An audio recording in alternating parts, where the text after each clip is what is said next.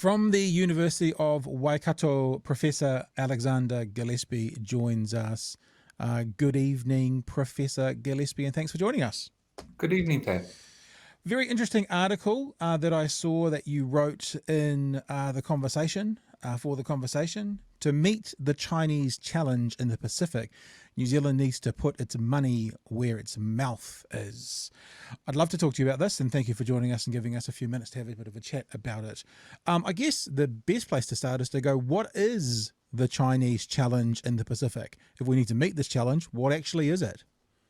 It's a growing influence in terms of their ability to undertake projects and infrastructure deals and aid and assistance. And we've got to work out where we can cooperate and where there's red lines where we can't cooperate. I think the one certainty we have is that even though it's very popular at the moment, this is not the end of the discussion. This is just another chapter. A country like China has been in the Pacific since the mid-1970s. They've grown slowly. They may not have succeeded in their most recent initiatives, but you can be certain that it will be ongoing. And the concern by, shall I say, Western countries, there's us and there's the US and there's Australia, is that the influence that China is bringing into that, and I guess to be clear, the South Pacific, our neck of the woods, as opposed to, overall Pacific, is that they have nefarious reasons for the influence they're bringing in? Is that the big concern that we're thinking about? To some, I mean, there's a question about the projects that are funded. There's a question about how it's done. Like one of the big differences you'll see between the Chinese approach and the Western approach, like when you say New Zealand and Australia, is we tend to give much more aid as opposed to China, which tends to give much more loans. And so aid Right. comes without strings attached. So we would give it for sort of like, say, humanitarian or social purposes, whereas the Chinese will often give money. Sometimes it's interest-free, sometimes it's aid, but often it's loan, and it can even be commercial, but more for infrastructure focus. So we're talking two different things, but in the same area. Yeah, I when I say I think it's smart that several people that I've read and spoken to are talking about the financial aspect of this, because on some levels it seems to be a commercial opportunity for both someone like the Solomons, which is one of the more recent countries to have made some arrangements with China, and for China. And when your article says we need to put our money where our mouth is, I think I noticed in your article that the UN said we should be spending 0.7% of our gross national income, and we're currently spending 0.26%. So that means we're about a third shy of what the UN says we should be spending. And I think about if a country like the Solomons or Kiribati or Fiji or Vanuatu or any one of these countries is screaming out for help, and the regular parties, the New Zealand and the Australians, aren't stumping up the money, they go to a bigger economy and say, can you help? And they say yes, then that sounds like a commercial decision as opposed to Yeah. I heard the Prime Minister talking on Australian television earlier this week about how we're whānau with the South Pacific, we're family. So we have that Yeah. conversation. But ultimately, if your kids are still, not to patronise the Solomons by referencing them as kids, but if your kids are on the bones of their ass and you're not helping them financially, they might look for help from somewhere else. There's a number of things in what you're saying there. The first part is that giving money from one country to another for whatever purpose is very long standing. The problem is that when that money becomes a debt and that country becomes beholden to the people who owe the money, then historically it's caused a lot of problems. And this goes Yeah. right back to the 19th century. And the debt crisis is a problem not just in the Pacific, but it's a global issue for the developing world. The hard part is when you talk about some of these countries, and when we talk about the Pacific, a lot of people kind of get this image that it's islands like you see for Fiji for winter holidays, but it's not. A lot of the Pacific's actually developing, and some of its least developed countries. That doesn't mean that it's poor; it's dirt poor. And so Yeah. you're talking like for the least developed, a gross national income per capita of about $1,000 US per year, which is nothing. It's absolutely Wow. nothing. And so these people need help. They really need assistance. And the question is, what kind of assistance do you give, and then the amount? And so the point that you made about the UN target is correct, the 0.7%. We don't get anywhere near that. What we do is great. The quality of New Zealand's aid and Australia's aid is generally very good. It's untied, so it means that like if we give this to you, you don't have to buy our tractors, for example. Yeah. And we focus on humanitarian and social ideas, which is good, but we need to do more. It would give us a greater leg to stand on if we said to other countries, we're now at the UN target. The UN target is for developed countries, and so that's pretty much the OECD group. And we're not even above average for the OECD group. And so at our best point, we got to 0.52% in the 1970s. And so I think we would have a greater credibility if we increased our aid to these countries that really need it. The problem you've got, though, is that for every dollar you take out of New Zealand is $1 that's not spent on social housing or health or education. And so you've got to make a political choice, which is difficult. But it's not a fair argument to just turn to these countries and say, don't take money from elsewhere if we aren't prepared to help fill that gap. Yeah, yeah, and it sounds like what you're saying though, and my paraphrase, correct me if I'm wrong, is that you're kind of saying that the money that New Zealand and Australia give kind of comes with no strings attached, Yeah, that's and correct. the concern is money from other places, say China, may have some fish hooks in it, and whilst it Yes. might, it's like, I mean, gosh, I should be careful. I don't want to call China a loan shark, but it's like the money from the loan shark often has those hooks attached that might look good on the front end, but the back end may well screw you for various reasons. But it's sometimes China gives traditional aid. Hmm. Sometimes they give loans without interest, and sometimes they give commercial. And so you've got to be careful when you put them all together. Yeah, But what I'm trying to argue in the piece is that we need to use that for the good of the Pacific, find the areas where we can cooperate for what's good for the Pacific when we listen to what they say and what their needs are. And so it may be that we need to do a bit more work on infrastructure, just as much as China needs to do a bit more work on humanitarian focus. Where there's a red line is around the military question. But yeah. just because they're Chinese, we shouldn't assume that they're bad. We should see where can we work for the good of the people of the Pacific? Because right now the rhetoric is often quite polemical between sort of like good China, bad China. I don't see it like that. Yeah, you say in your article about how we have an agreement in the South Pacific about being nuclear free, and so we have done that. My understanding as well is that we have an agreement with the Solomons about sort of not co-governance, but sort of an agreement that if they need help, they'll come to us first. But one of the difficulties, or one of the places where we struggled in the communication, was they didn't come to the South Pacific for help. They went to China, or China came to them. They Yeah. accepted the help rather than coming to us first. Um, the example you gave is perhaps, well, maybe you didn't give it as bluntly as this, but perhaps if we made an agreement that there'd be no foreign military bases in the South Pacific, then would that then free up the concern about, for example, the money coming from China into the South Pacific? Because if they provide aid to a country, but we know as an area there's not going to be a military base in that country because of our agreement or treaty or however we word it, would that alleviate some of the concern about their influence right now? I think it would take a lot of the concern away. It's not about no bases, it's about no additional bases. There's Right. already a French influence in the Pacific, there's an American influence in the Pacific with some of their islands that they own. It's about making sure that we don't expand that influence for anyone into the independent new nations because that's not in their interests.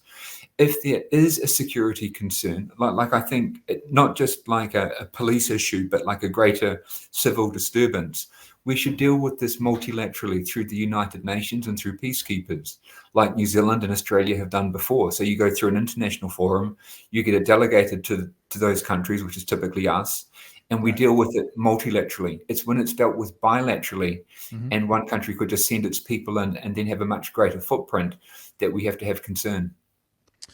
Um, the other thing about an agreement between the South Pacific nations is is there a way that therefore is then legally binding?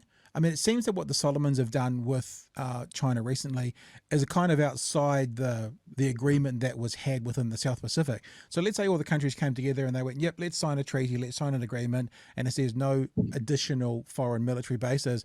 And then I'll just say country X, because I don't want to portray anyone out there as this in this hypothetical, goes, "Oh no, we're going to let them come in anyway."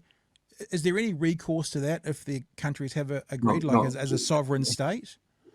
In theory, countries can make agreements and they can also walk away from them. Whether there are consequences depends on each agreement. But ultimately, you're talking about relationships here, Mm. and you're trying to create an atmosphere to the point that they don't feel obliged to walk away. And one of the challenges that we've got is that we've seen the Pacific and the interest in the Pacific run hot and cold for different politicians at different points of history. At its worst point in the 19th century, there was almost a war over Samoa. And then you've got the mandates during the 20th century when New Zealand did some pretty terrible things. And then you get to today when sometimes we think we really like them and other times we don't really like them. And you need a much greater consistency and integrity to the way that we deal with the Pacific. I was, when you're reading an article, you're hearing someone speak. Sometimes you go, "Oh man, that's a really good point." The point that you made in your article about China comes with no colonial baggage, I thought in this day and age that to me probably holds quite a bit of weight for quite a few people. And I was interested also in the opening paragraph of the article, which is obviously a quote you put in there. And I just want to read it out because I have a question about it. In particular, the United States and New Zealand share a concern that the establishment of a persistent military presence in the Pacific by a state that does not share our values or security interests would fundamentally alter the strategic balance of the region and pose national security concerns for both countries. Now, the question, the reason I've tied it into the colonialism is this statement here that by a state that does not share our values. I'm intrigued with that and what it means and what your thoughts are around that, because that's exactly the phrase you hear from, say, people who don't want to see immigration in their country. I know these migrants coming here, they don't share our values. We want to keep New Zealand for New Zealanders or America for Americans and not have all these people moving here. How is this any different than sort of, I guess, a xenophobic statement about foreigners coming in and changing the way we live and look? Well, I didn't write that statement. No, That's the no, yeah, I statement get that. that came out from Biden and Yeah, Ardern. yeah. So you'd have to ask them what they actually meant by it. Okay. But what I would suggest is that that language reflects not so much a contemporary situation, but a historic one. And that kind of referring to our shared values is what we used to talk about traditionally before the Second World War or during the Second World War or just after the Second World War, where we used to talk about shared freedoms. And so this to me is harking back not so much to recent history, but things that happened earlier. And I think that language reflects the larger debate we've got going on right now with the United States and New Zealand against Russia and the Ukraine, but also China and many other parts of the world. And so it's not that language is, yes, it's about the Pacific, but it's also about tying our two countries together on a more traditional path of what they were once familiar with. Coming back to the start of the article where you talk about it's time for us to put our money where our mouths are, do you think also if we upped, let's say, the aid to South Pacific countries that need it, and I do have, you were talking about the countries that are least developed countries. I'll put this up as well to give Yeah. people an example of your writing.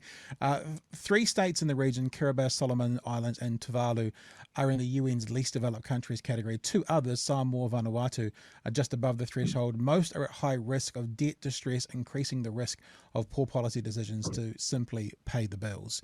So just to echo what you've already said from your own writing, is if we gave more, would that also give us more leverage? Like, if we gave more and basically said, obviously this is dependent on the agreement that, for example, there'll be no additional foreign bases, that if then they moved away from that, that gives us a bit more leverage to keep the Pacific a safer place, perhaps, or a place with less influence from forces outside the South Pacific. So it would kind of it would be putting our money where our mouths are, but also using that money as a way to go, this is conditional upon. Would that be appropriate? Is that the kind of thing we're looking at? With the least developed countries, which is the 3 that you've quoted, Yep. there should be no conditionality on them whatsoever. Okay. People should just give them assistance for what's best for them in a humanitarian and social sense. And we should come together cooperatively to develop their infrastructure. There should be no conditions. There should be no loans on those people. We should just be doing it because it's the right humanitarian thing to do. With the countries which are developing, then there may be, depending on what kind of infrastructure you're building, there may be some conditionality, but it shouldn't ever be political conditionality. It shouldn't be, we will build you this runway if you vote for us on this matter at the United Nations. Gotcha. That's not the kind of country we should be. Yeah, and I guess that's when I echo and hear back to the words of Jacinda Ardern on the Australian television show earlier this week when she was talking about we're family.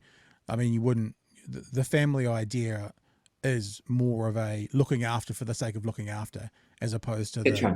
the fish That's hooks. right. And we are, we have many relations with the Pacific. Some of them are cultural, some of them are social, some of them are environmental. But the diplomatic one in particular, like there's been a lot of talk about that we need to pay more attention to the Pacific and that we need to make sure that our ministers are there more. This should be occurring irrespective of this current debate. The need to show respect and sincerity towards our friends and our neighbours should be ongoing. It shouldn't be a hot and cold matter. But at the moment, it's kind of like this idea that we've dropped the ball. We have become slack. But we should pick it up, not because we're concerned about China, but because these are sovereign nations which we've got a very close relationship to. I wonder if then this is also a bit of a kick in the pants, like with that maybe it's a bit of a wake up call. What I hear you saying is we've taken our whānau in the South Pacific a little bit for granted, and someone else has come along and flashed some some sparkly things at them, and that maybe give us a wake up call to go, well, these people are important to us, and maybe we've underserved them for a little while, and this is our wake up call. You can't begrudge these people for wanting to accept a port or a runway or a road or a hospital or a school. And when you're looking at one point we should come back to is with regards to the colonial history of China, it's not just that China's got no historic footprint in the region.